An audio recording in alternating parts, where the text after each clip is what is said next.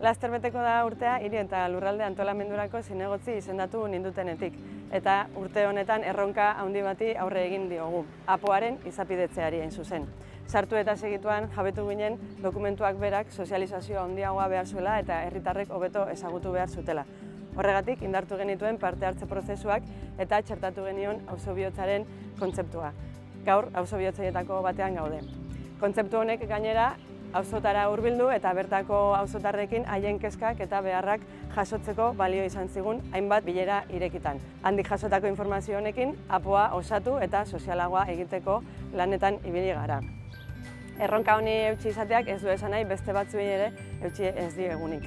Adibidez, hortxe daukazue, San Nikolas zubiaren berritzea, Amute auzoko bidegorriaren egokitzea, Stanley eraikina erostea edo haurren parkeak estali eta berritzea. Azken honek ere, auzobihotzekin harreman handia du, izan ere, zaintza lan horiek hobetzeko helburua izan dute. Hala ere, bagaude ere lanetan etorkizuneko erronka batzuei eusteko. Hala nola, esan bezala, Mendeluko auzoan opengela bat irekitzeko lanetan gabiltza edo San Nikolas baluartea erosteko lanetan ere. Hondarribia bizitzeko delako, lanean jarraituko dugu.